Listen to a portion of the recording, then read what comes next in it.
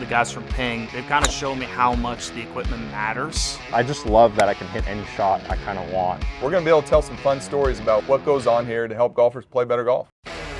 Hey everybody, welcome back to the Ping Proving Grounds podcast. I am Shane Bacon, joined as always by Marty Jertson. Marty, I get excited about guests.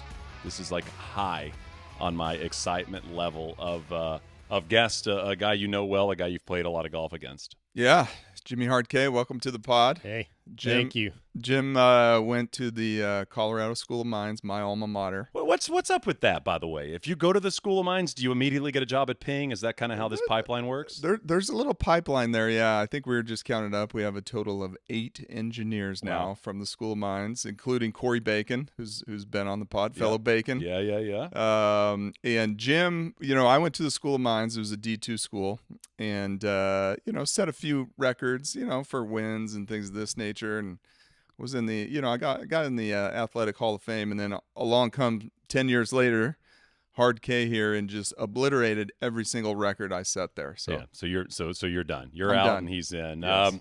First of all, thanks for taking some time and joining the pod. I want to kind of talk about your 2024 because I know it was extremely interesting with you, kind of both personally and then career-wise. I mean, you're a guy that's played professional golf most of your life.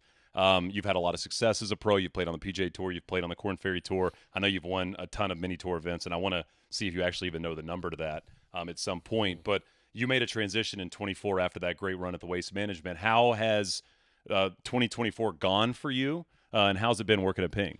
Yeah, it's been a whirlwind of a year for sure, Shane. Yeah, and like you touched on, getting into the Waste Management Phoenix Open in 2024, Mondaying in, incredible dream week. I had known that I was going to come work at Ping. I had lost my status the prior year on both the PGA Tour and the Korn Ferry Tour.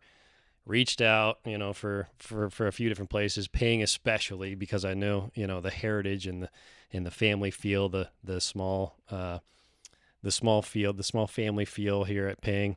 Wanted to be here. Whirlwind year, got the job with Ping. Thank you to John Kay and thank you to Marty. I was really excited to start. My start date I think was end of February, and Mondayed into the Phoenix Open early February. I was going, okay, well, let's do this. No pressure. Pressure's off. Playing loose and free. Played great that week. Had a lot of fun. A lot of publicity, and then came to work here at Ping, and family moved here to Phoenix. It was a whirlwind of a year. It's interesting. I mean, we don't dive into the lives of pro golfers or mini tour golfers that often, but I mean, you're a guy. You have 3 kids. Is that correct? Yeah, I do. I mean, married, 3 kids. You obviously know you have the game to go out there and compete and play, but at some point, you've kind of got to look at the future, right? And you've got to look at where am I going to make consistent money? How can I make life a little bit more consistent? How was that conversation with you and your family to get to that point, to maybe hang it up a bit? I know you're still playing, and I want to get into that as well, but how did you get to that point where you said, maybe playing full-time is not going to be my life, and let me see if there's an option elsewhere?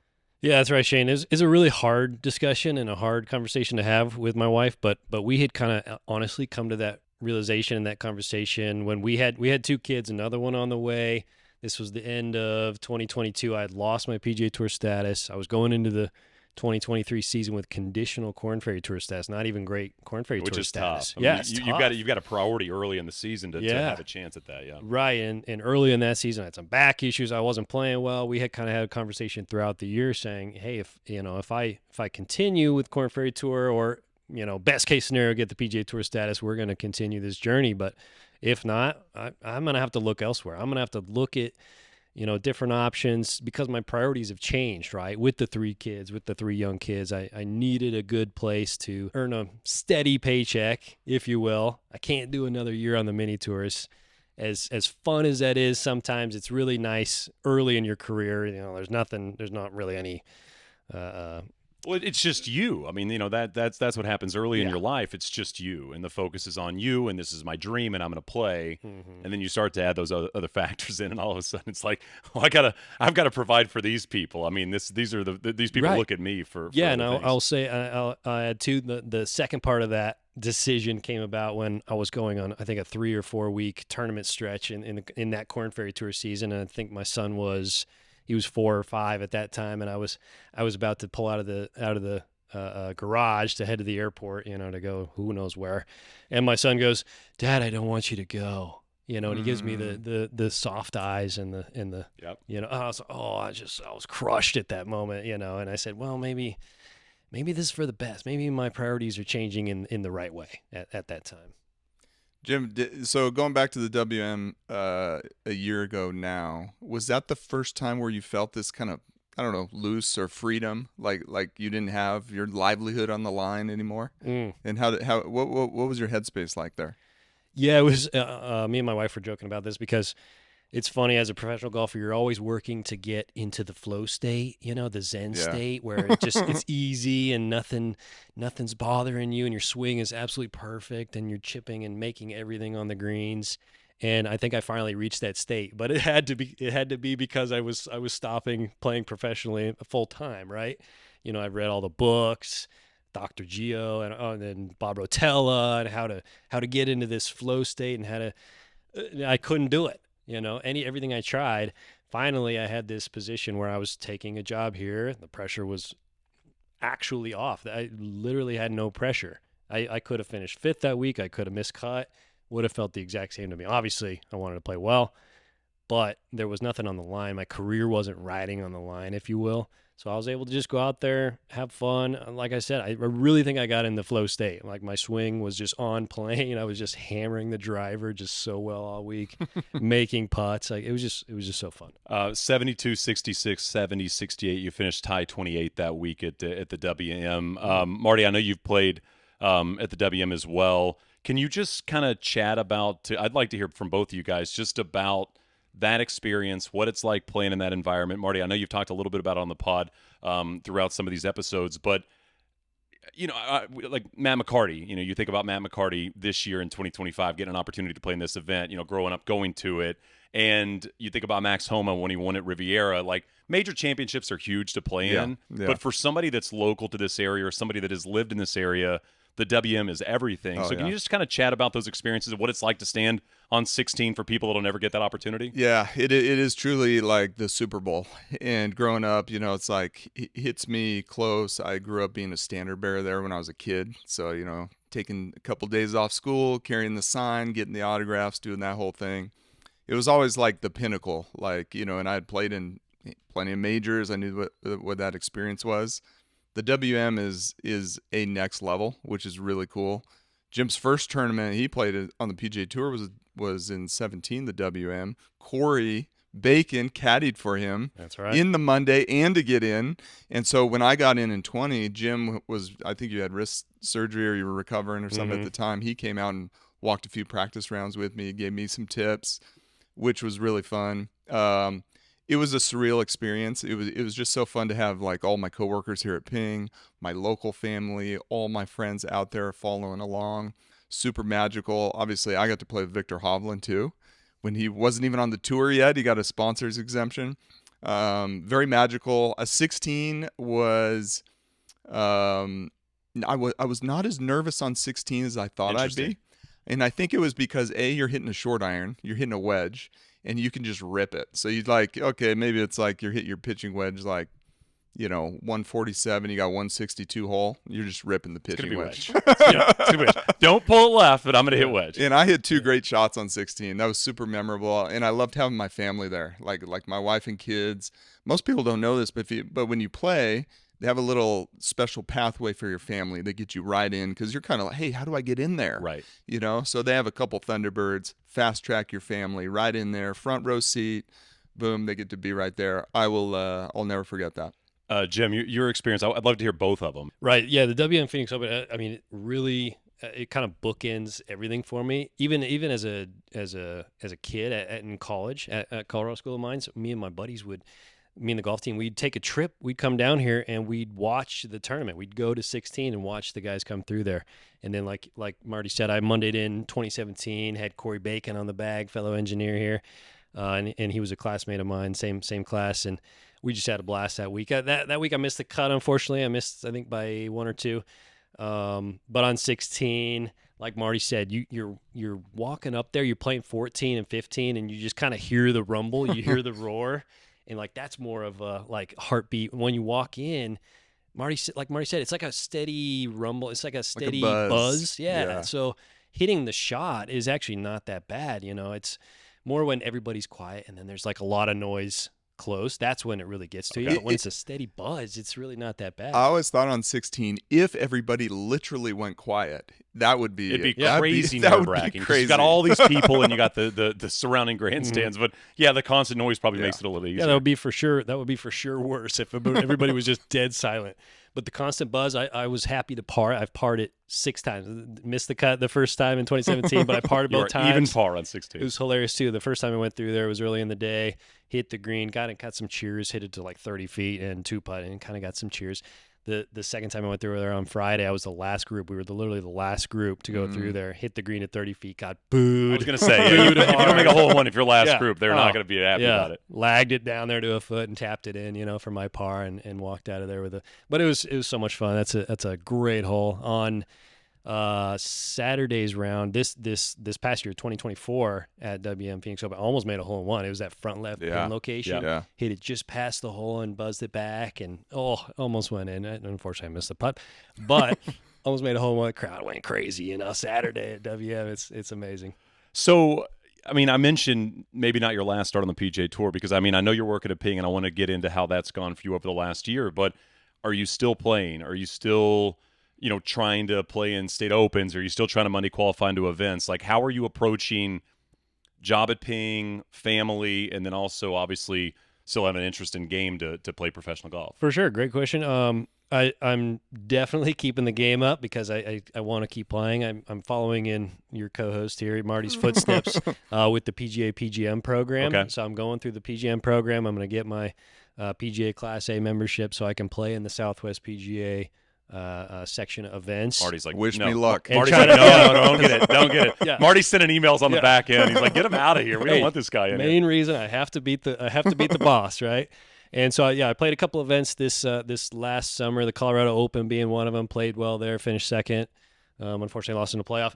Played well at the Arizona Open, but I was second engineer. Marty beat me in that event. So I got low engineer that week. Yeah, Attaboy. yeah. We gotta keep the game up so I can beat the boss. Listen, Marty's no joke. He had a good summer. Marty played He very, did. very solid golf throughout the summer, as he tends to do. But, will there be any money qualifiers? Will you try to do any of that stuff, or will it be focused mostly on state stuff? Yeah, for sure. I'll play the Monday qualifiers that are kind of close in region to Phoenix. I'll play with WM. I'll play Farmers out in California. The Safeway, whatever that's called now. So a few here and there until they're around, I guess. Maybe they'll go away, And Jim, a couple of close calls in fall 24, right? Yeah, fall On the Mondays. 24. Yeah, up in Napa, I played really well. And then in Utah. Yeah, Utah. The new event. Yeah, I missed by one in Utah and Las Vegas. So Yeah. I was kind of bummed about that, but playing really good golf still. I'm still happy to be. And I shot 61 at Colorado Open, so hey, it's still there. Still It's occasionally still there. can Yeah. burn it up. You've played a ton of Monday qualifiers, and Marty, I'd like your kind of thoughts on this as well. But so many people look at them. Obviously, everybody follows Ryan on Instagram and on Twitter, and he does a great job kind of chronicling Monday qualifiers and people trying to get into events.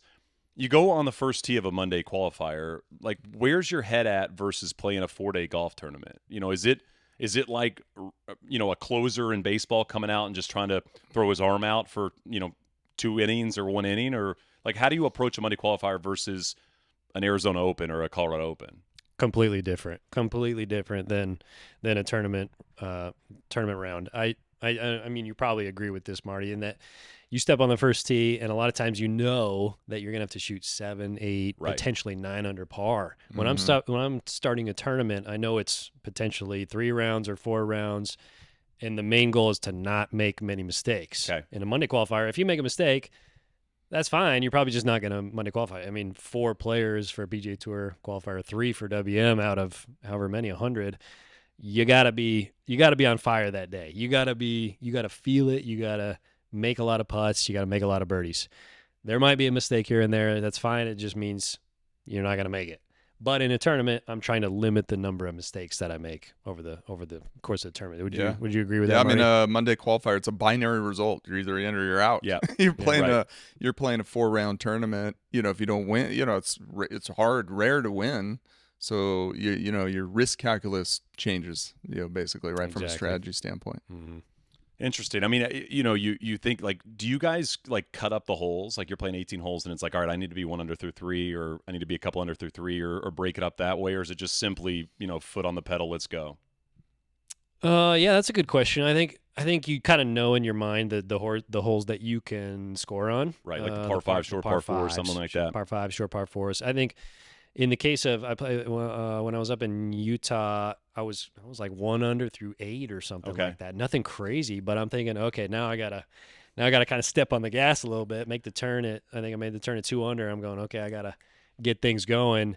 So you're still kind of calculating in my mind. I have this weird sense of like I know what the number's going to be even while I'm playing. Like, okay, Are you good at nailing it? Like, do you feel like you always get it right? Incredible. Okay. I'm super good at that. About this It's a weird I'm skill. the worst. Yeah, Marty said this is like his worst golf skill, and you're saying it's your best golf skill, so it's very interesting. Yeah, even this Utah one, I'm thinking it's gonna be 8. It's gonna be 8, and I'm standing on the last hole at 6. I'm going, well, if I birdie, at least maybe I'll be at 7. I'll be at 7.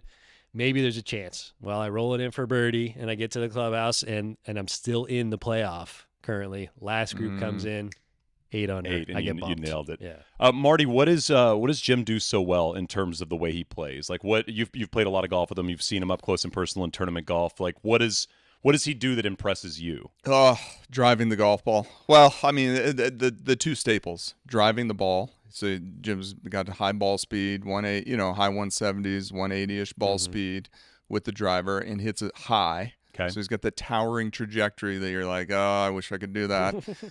And then he rolls the rock. I mean, his putting is absolutely incredible. Is that what you say? That's the best part of your game? Yeah, I would agree with that. Those are probably the two strongest parts of my game, and rolling the rock is number one. That's honestly, when I came out of college and I needed things to work on, I was watching these mini tour guys down here in Phoenix. I was competing against them. What are the things I need to do better? Drive the ball better, longer, and make more putts. And that's what I did, and I would say putting is now my number one. What putter you got in the bag right now? I still use an old school Ping Vault 2.0 Dale Answer that I believe our co-host designed over here. Is that right? I haven't done many putters, but I did do all the design and CAD work on that Dale Answer, which is really fun. And Jim didn't even know that, but that's that's the putter he. We'll throw a photo up if you're watching this on YouTube, so you get a feel for the putter. How long has it been in the bag? It's been in there. Oh gosh, probably since 2018. So what is that? 6 years. So I was playing it at conventional length for a year, and then I think right around there was a time when like Bubba was using the arm lock putter. Yeah. If you remember this, Yep. he went to, I think it was the Arna model, and he was he was rolling it pretty well. It didn't stay in his bag very long, but that was also the time when Kuchar was rolling the arm lock, and I mean he just absolutely rolled everything in. I was on the PGA Tour at that point, or early in 2019, and I was going, hey, Tony, can I experiment with this? Do we have anything available? So I was asking Tony Serrano, our designer. He was out at Innisbrook in Tampa there. I was playing the Valspar Championship, and so we were just messing around with it. It felt amazing. I already had the shaft angle aligned with my forearm. So then I already had a bit of a forward press. So both of those things, then you just extend the shaft a little bit longer in the grip and put it against your arm, and boom, you got an arm lock putter. So it came really naturally to me. And then anything inside 8 feet, 10 feet just feels almost automatic. Scary to play somebody like that, Marty. Yeah, Jim's putting is. I remember that at the WM a year ago, you made this putt on 18. I think you described it in your interview as drippy. Just the speed is That's a great way to put it. so perfect. It was drippy. Let's lean into your work at Ping, because I'm interested in what you've done the last year. So can you kind of explain to people what your role is, what you do, how maybe your day-to-day looks in week to week? Yeah, really fun role here at Ping. Thanks to Marty. He kind of brought me in with a broad spectrum of responsibilities, which is really cool for me. I get to see a lot of the different part of the company. I get to work with the design engineers. I get to work with A&T. I get to work with engineering. I get to work with the fitters. I get to work with the education team. So I would break my role up into kind of 3 chunks, being fitting performance, kind of working on the tools on the back end that our accounts can use, that our national accounts can use to help fit the average golfer better. And part of that is designing new tools. I'm working on a really cool tool that our internal master fitter putter fitters can use when people come in the lab. So that's really exciting. Working with the education team when accounts come in, account visitations, getting the knowledge for the new product that's coming out, and then also helping on the back end with our digital education platform called Ping Academy. That's a big thing for them. They can go on there and learn about the new product and about our fitting foundations. That's another thing I've been working on. And then the third thing being just kind of jack of all trades. I'm just, if Dr. Paul Wood comes to me, hey, can you do this? Yes. We ran an awesome putter study with a sports psychologist measuring brain activity. That was really cool. Anything Marty brings to me, hey, can you do this tour research? Hey, can you do these player tests? Hey, can you, run over to do you pick up lunch sometimes? I feel like you're just doing everything. It hasn't come to that. Have you ever been bored? Yeah, I was gonna say, geez. Never bored. It's like, what do you do at Ping? And I'm like, I do almost everything if asked. And by the way, that's a good way to be in the first year at a job. Yeah. Can I do this? Sure, I'll do it. And maybe I'll Google it on the back end, but I'll do it. Exactly. My answer is just yes. Yes, that's the way to do it. Yes, I can do that. It's a big part of sports broadcasting, too. They're like, hey, can you do baseball? You're like, it's my favorite sport. And then you go home and you're like, what is baseball? Right? It's like, I think I don't know what this is, but I can handle it. Marty, how has it been? I mean, how did the conversation go when you guys were chatting about potential work at Ping, and how has it been the last year together? Yeah, no, I think with Jim, I mean, to be honest, there's been a few times where we've had that conversation over your career. I don't know if it didn't just happen last year. Yeah, it didn't just happen. I think a few years into the mini tours, maybe it's kind of like, hey,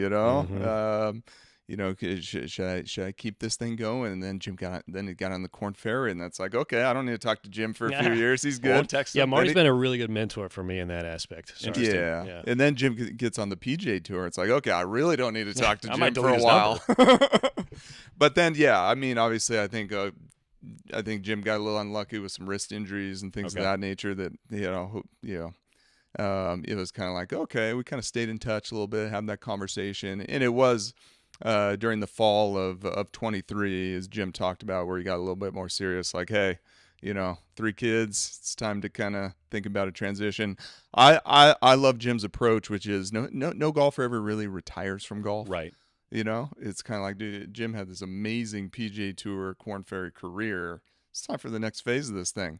Let's help build and fit some great golf equipment and keep playing. Why not? That's right. Hey. Yeah. I mean, Marty, are you carving out a space for him? Is there a role that he fits into? Or when you have somebody coming your way that obviously has an elite level of play and a great knowledge of the game and obviously went to an amazing school, like, can you carve out a space for him within the team? Yeah, I think that's a good question. I think Jim described his role. It's kind of a choose-your-own-adventure role. What we want to maximize for Jim, he spent 10 years out there on the tour with all the little nuance of playing the game, which I admire, and I have a lot to learn. You're asking Jim questions. I'm like tuned in. Like, what's the answer to Monday qualifiers? To this episode, But yeah, we wanted to create a situation for Jim to like learn. So how do we maximize his learning? And that's the kind of the scenarios in here. Looking back, we're at about exactly 1 year now. Jim is get him in a spot where he can learn, see where he has the most interest. It's been kind of in the putter space, putter fitting, putter design, brainwave stuff. I mean, that's he's such a good putter. That's kind of where he's naturally gravitating towards. But yeah, no, that's been the spot, and we have him in a role where he's on our Ping Academy team. This is our team that teaches all of our fitters how we fit here, kind of educates them on new product. So there's also this philosophy in teaching is where you do the most learning.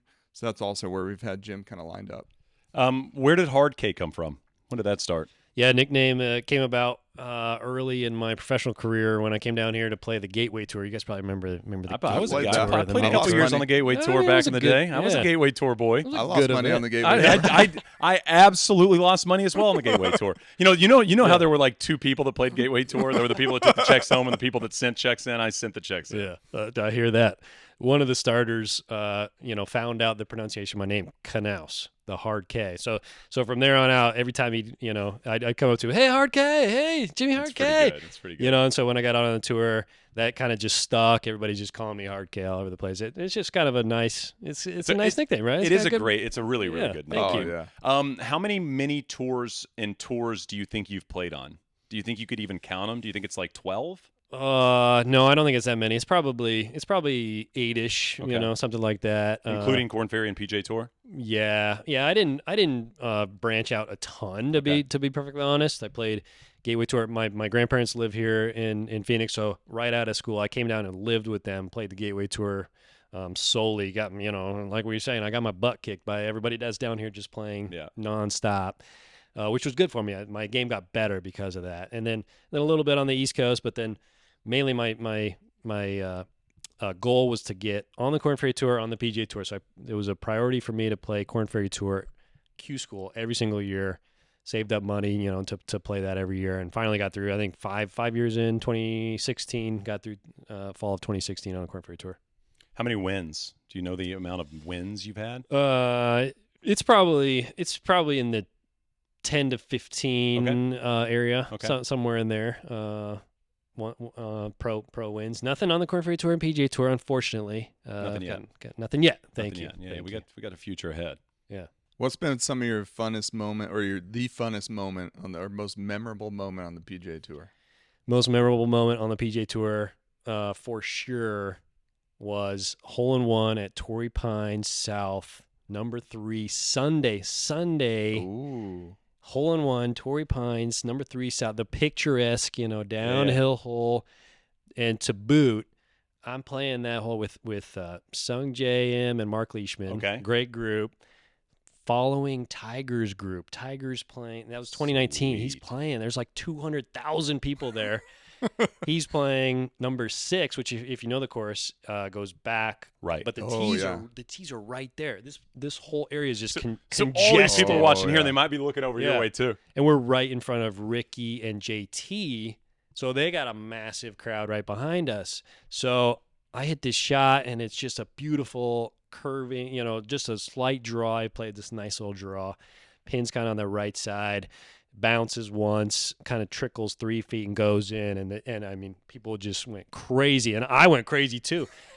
And I had a friend playing with Tiger, and he supposedly gave me like a little clap, Nice. So, hey, I'm just saying that he said that happened. But I throw the clap, I take off running down the hill, if you know it, and I'm doing the high five line, everybody's just there. I'm just high five all the way to the hole. It was best moment by far on the PGA Tour. That I bought some beverages for the clubhouse afterwards, so that put me back a little bit, but it was worth it. I mean, it was incredible. Yeah, I mean, can we talk about the hole-in-one rule about the buying the drinks? Oh man, I don't love it. I do think that it should be switched. I do feel like you should be rewarded for the one. Now, I get the idea that you had something great happen, so you can kind of celebrate with everybody else, but shouldn't you, like everything else you do successful in sport, you're the person that receives accolades, right?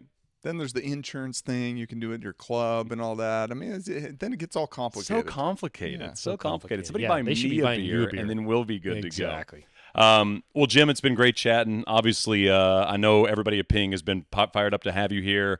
What a resource you are. And obviously, we're going to continue to root for you in terms of your playing as well, because it seems like you're still hungry. It seems like you're still interested in going out and competing. Yeah, absolutely. And thank you for having me today. And like I said, I just gotta be good enough to beat Marty. I mean, that's really what it comes down to. It's going to be hard. Looking back on 24, it's not going to be easy the way that Marty's playing and the way that Marty is training. But the hard K, the man. Fun to have you on the podcast. This is the Ping Proving Grounds podcast.